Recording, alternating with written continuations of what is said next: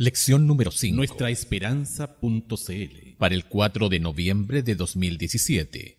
La fe de Abraham. Sábado 28 de octubre. Para memorizar. Luego por la fe invalidamos la ley. En ninguna manera, sino que confirmamos la ley. Romanos capítulo 3, verso 31.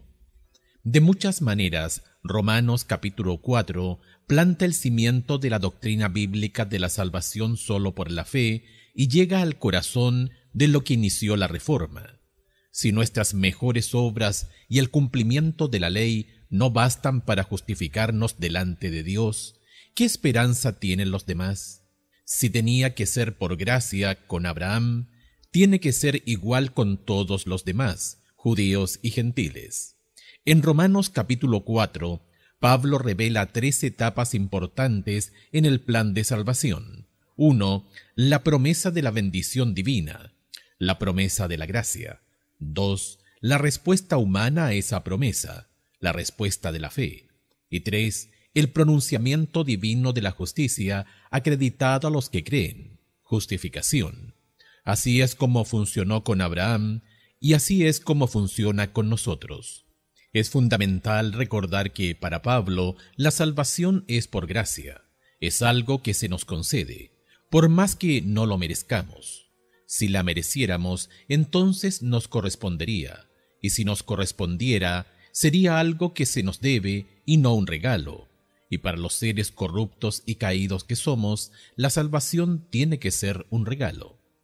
Para demostrar lo que piensa sobre la salvación solo por fe, Pablo cita Génesis capítulo 15, verso 6.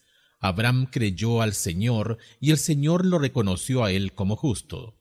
Aquí está la justificación por la fe en una de las primeras páginas de la Biblia. Domingo 29 de octubre. La ley. Escucha Romanos capítulo 3, verso 31. ¿Cuál es el argumento de Pablo? ¿Por qué es importante para nosotros como adventistas? Luego por la fe invalidamos la ley. En ninguna manera, sino que confirmamos la ley. En este pasaje, Pablo declara enfáticamente que la fe no anula la ley de Dios. Sin embargo, aun aquellos que guardaban la ley, incluido todo el conjunto de leyes del Antiguo Testamento, nunca se salvaron por ella. La religión del Antiguo Testamento, como la del Nuevo, siempre se basó en la gracia de Dios dada a los pecadores mediante la fe. Escucha Romanos capítulo 4, versos 1 al 8. ¿De qué modo esto demuestra que, incluso en el Antiguo Testamento, la salvación era por la fe y no por las obras de la ley? ¿Qué pues diremos? ¿Qué halló Abraham, nuestro padre, según la carne? Porque si Abraham fue justificado por las obras, tiene de qué gloriarse, pero no para con Dios. Porque, ¿qué dice la Escritura? Creyó Abraham a Dios y le fue contado por justicia. Pero al que obra no se le cuenta el salario como gracia, sino como deuda. Mas al que no obra, sino cree en aquel que justifica al impío, su fe le es contada por justicia. Como también David habla de la bienaventuranza del hombre a quien Dios atribuye justicia sin obras, diciendo: Bienaventurados aquellos cuyas iniquidades son perdonadas y cuyos pecados son cubiertos. Bienaventurado el varón a quien el Señor no inculpa de pecado. Según este relato del Antiguo Testamento, Abraham fue contado como justo porque le creyó a Dios. Por consiguiente, el Antiguo Testamento mismo enseña la justificación por la fe, y cualquier inferencia de que la fe anula, del griego katargeo, vuelve inútil, invalida, la ley, es falsa. La salvación por fe y la gracia se enseñan como parte integral del Antiguo Testamento. Por ejemplo, ¿qué era todo el ritual del santuario sino una representación de cómo se salvan los pecadores, no por sus obras, sino por la muerte de un sustituto en su lugar? Además, ¿qué otra cosa puede explicar la manera en que David fue perdonado después de la sórdida aventura con Betsabé? Por supuesto que no fue la ley la que lo salvó, porque violó tantos principios de la ley que ésta lo condenaba en varios puntos. Si David hubiese tenido que salvarse mediante el cumplimiento de la ley, de ningún modo sería salvo. Pablo presenta la restauración de David al favor divino como un ejemplo de la justificación por la fe. El perdón era un acto de la gracia de Dios. Aquí pues hay otro ejemplo en el Antiguo Testamento de la justificación por la fe. De hecho, por más que muchos del antiguo Israel fuesen legalistas, la religión judía siempre fue una religión de gracia. El legalismo era una perversión de ella, no su fundamento. Medita por unos minutos en el pecado y la restauración de David, segunda de Samuel capítulo 11, verso 12 y Salmos 51. ¿Qué esperanza puedes obtener de esa triste historia? ¿Qué lección enseña acerca del modo en que debemos tratar a los miembros de iglesia que han caído? Lunes 30 de octubre. ¿Deuda o gracia? La cuestión que Pablo aborda es mucho más que teológica. Llega al corazón y al alma de la salvación y de nuestra relación con Dios. Si alguien cree que tiene que ganarse la aceptación, entre paréntesis, que debe alcanzar un cierto grado de santidad antes de ser justificado y perdonado, cierre de paréntesis, entonces es muy natural que fije su vista en sí mismo y contemple sus obras. La religión puede volverse extremadamente egocéntrica y esta es una de las últimas cosas que alguien necesita. En cambio, si alguien vislumbra la gran noticia de que la justificación es un don de Dios totalmente inmerecido, cuánto más fácil y natural es que esa persona fije sus ojos en el amor y la misericordia de Dios en vez de en sí misma. Y en última instancia, ¿quién tiene más probabilidades de reflejar el amor y el carácter de Dios? ¿El que está absorto en sí mismo o el que está absorto en Dios? Escucha Romanos capítulo 4 versos 6 al 8. ¿De qué modo amplía Pablo el tema de la justificación por la fe? Como también David habla de la bienaventuranza del hombre a quien Dios atribuye justicia sin obras, diciendo: «Bienaventurado aquellos cuyas iniquidades son perdonadas, y cuyos pecados son cubiertos. Bienaventurado el varón a quien el Señor no inculpa de pecado». Comillas, el pecador debe ir a Cristo con fe, aferrarse de sus méritos, poner sus pecados sobre aquel que los lleva y recibir su perdón. Debido a esto vino Cristo al mundo. Si se imputa la justicia de Cristo al pecador arrepentido que cree, llega a ser miembro de la familia real. Mensajes Selectos, tomo 1, página 252. Pablo luego sigue explicando que la salvación por la fe no es sólo para los judíos, sino también para los gentiles. Romanos capítulo 4, versos 9 al 12. De hecho, si quieres hilar delgado al respecto, Abraham no era judío, tenía una ascendencia pagana. Entre paréntesis, Josué capítulo 24, verso 2. La distinción gentiles-judíos no existía en esa época. Cuando Abraham fue justificado, Génesis capítulo 15, verso 6, ni siquiera estaba circuncidado. Por lo tanto, Abraham llegó a ser el padre tanto de los incircuncisos como de los circuncisos, igual que un gran ejemplo que Pablo pudo usar para presentar su opinión sobre la universalidad de la salvación. La muerte de Cristo fue para todos, independientemente de la raza o la nacionalidad. Hebreos capítulo 2, verso 9. En vista de la universalidad de la cruz y de lo que ésta nos muestra sobre el valor de cada ser humano, ¿por qué el prejuicio racial, étnico o nacional es algo tan horrible? ¿De qué forma podemos aprender a reconocer la existencia de prejuicios en nosotros y, por la gracia de Dios, eliminarlos de nuestra mente?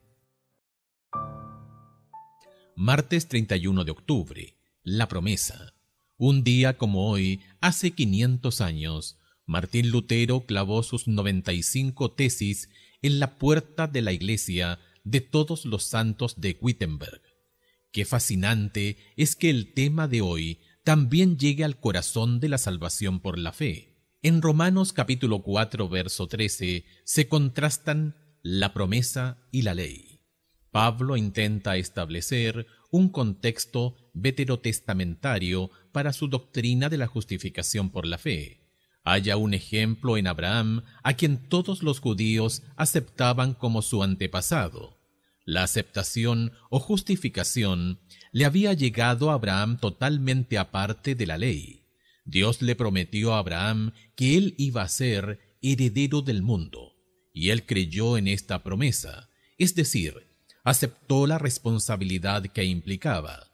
Como resultado, Dios lo aceptó y obró a través de él para salvar al mundo. Este sigue siendo un poderoso ejemplo de cómo funcionaba la gracia en el Antiguo Testamento, e indudablemente por eso lo usó Pablo. Escucha Romanos capítulo 4 versos 14 al 17, de qué modo Pablo sigue mostrando que la salvación por la fe era esencial en el Antiguo Testamento. Compara este texto con Gálatas capítulo 3 versos 7 al 9.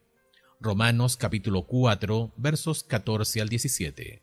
Porque si los que son de la ley son los herederos, vana resulta la fe y anulada la promesa, pues la ley produce ira, pero donde no hay ley, tampoco hay transgresión. Por tanto, es por fe, para que sea por gracia, a fin de que la promesa sea firme para toda su descendencia, no solamente para la que es de la ley, sino también para la que es de la fe de Abraham, el cual es padre de todos nosotros. Entre paréntesis, como está escrito, te he puesto por padre de muchas gentes, delante de Dios, a quien creyó, el cual da vida a los muertos y llama las cosas que no son como si fuesen. Gálatas capítulo 3 versos 7 al 9. Sabed por tanto que los que son de fe, estos son hijos de Abraham. Y la Escritura, previendo que Dios había de justificar por la fe a los gentiles, dio de antemano la buena nueva a Abraham, diciendo: en ti serán benditas todas las naciones. De modo que los de la fe son bendecidos con el creyente Abraham. Como se dijo al principio, es importante recordar a quienes les está escribiendo Pablo. Estos creyentes judíos estaban inmersos en la ley del Antiguo Testamento y muchos habían llegado a creer que su salvación dependía de lo bien que guardaban la ley, aunque eso no era lo que enseñaba el Antiguo Testamento. Para tratar de remediar esta idea errónea, Pablo argumenta que Abraham recibió las promesas incluso antes de la ley del Sinaí, no por las obras de la ley, entre paréntesis, algo que habría sido difícil, ya que la ley, toda la Torá y el sistema ceremonial no existía todavía, sino por la fe. Aun si Pablo se refiriera aquí a la ley moral exclusivamente, que en principio existía incluso antes del Sinaí, el planteamiento sigue siendo el mismo. Tal vez aún más, el hecho de tratar de recibir las promesas de Dios a través de la ley, dice el apóstol, anula la fe y hasta la inutiliza. Estas son palabras fuertes, pero lo que quiere destacar es que la fe salva y que la ley condena. Está tratando de mostrar la futilidad de procurar la salvación a través de lo mismo que lleva a la condenación. Todos nosotros, judíos y gentiles, hemos violado la ley, y por lo tanto todos necesitamos lo mismo que Abraham, la justicia salvífica de Jesús que se nos atribuye mediante la fe. Esta verdad finalmente llevó a la Reforma Protestante. Miércoles 1 de noviembre. La ley y la fe. Como vimos ayer, Pablo mostró que el trato de Dios con Abraham probó que la salvación viene a través de la promesa de la gracia, y no a través de la ley. Por lo tanto, si los judíos deseaban ser salvos, tenían que abandonar la confianza en sus obras para salvarse, y aceptar la promesa abrahámica que ahora se había cumplido con la venida del Mesías. En realidad, es lo mismo para todo judío o gentil que piense que sus buenas obras son todo lo que se necesita para hacerse justo delante de Dios. Comillas, el principio de que el hombre puede salvarse por sus obras es el fundamento de toda religión pagana. Doquiera que se lo adopte, los hombres no tienen defensa contra el pecado. deseado de todas las gentes, página 26. ¿Qué significa esto? ¿Por qué la idea de que podemos salvarnos a nosotros mismos a través de nuestras obras nos deja tan expuestos al pecado? ¿Cómo explicó Pablo la relación entre la ley y la fe en Gálatas capítulo 3 versos 21 al 23? ¿Luego la ley es contraria a las promesas de Dios? En ninguna manera, porque si la ley dada pudiera vivificar, la justicia fuera verdaderamente por la ley. Mas la Escritura lo encerró todo bajo pecado, para que la promesa que es por la fe en Jesucristo fuese dada a los creyentes. Pero antes que viniese la fe, estábamos confinados bajo la ley, encerrados para aquella fe que iba a ser revelada. Si hubiese habido una ley que podría impartir vida, indudablemente habría sido la ley de Dios.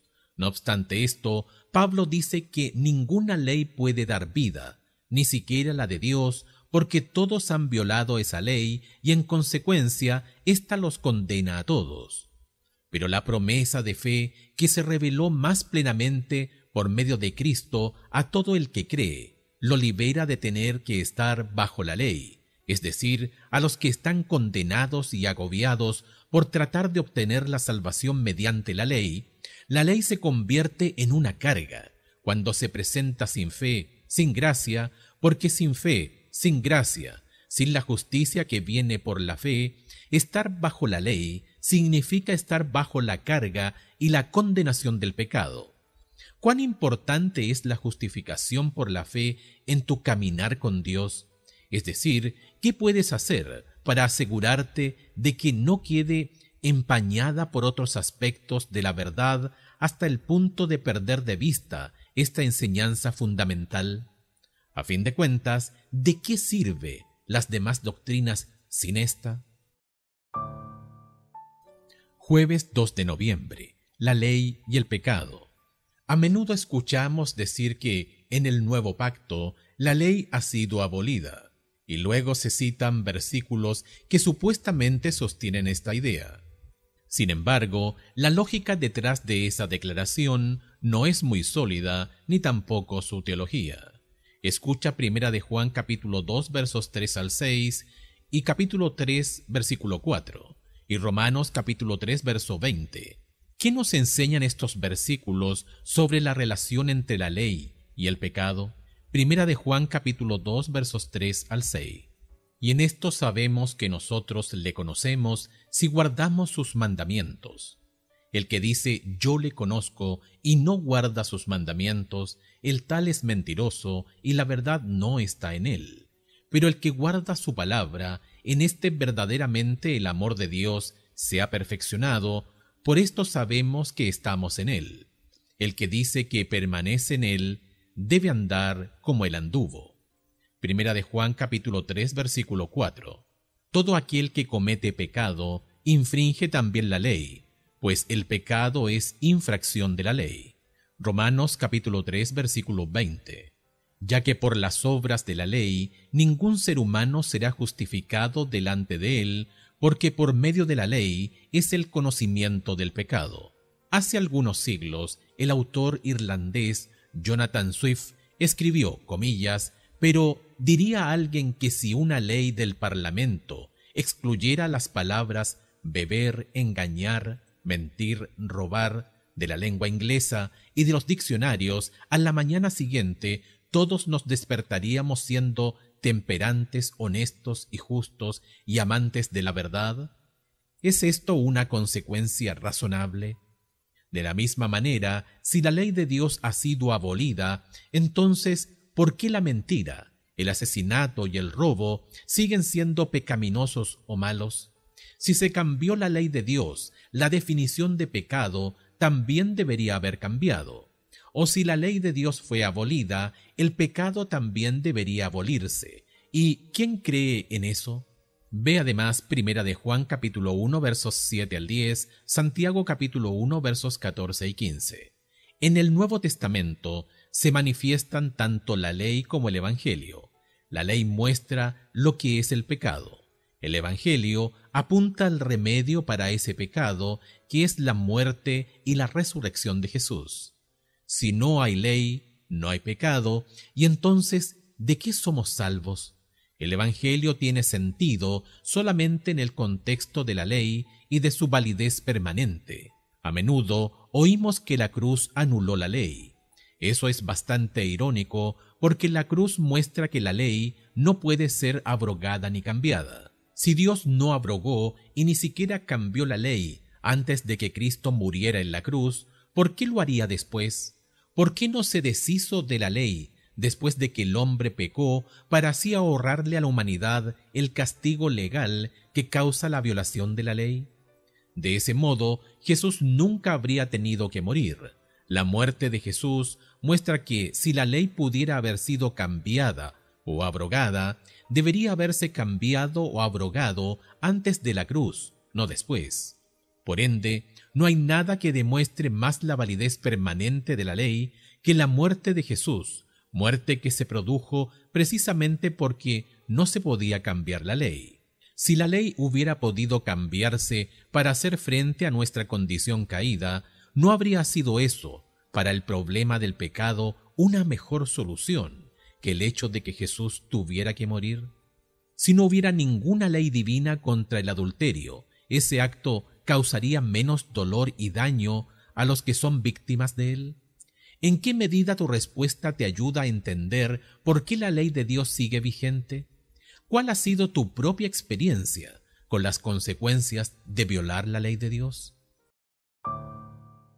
Viernes 3 de noviembre. Para estudiar y meditar, lee Cristo, el centro del mensaje, en Mensajes Selectos, tomo 1, página 454.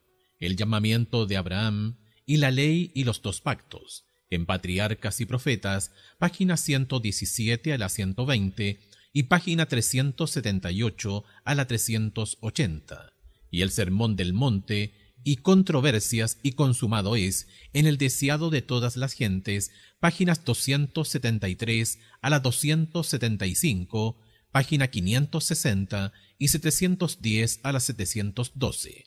Comillas, al que obra no se le cuenta el salario como gracia, sino como deuda.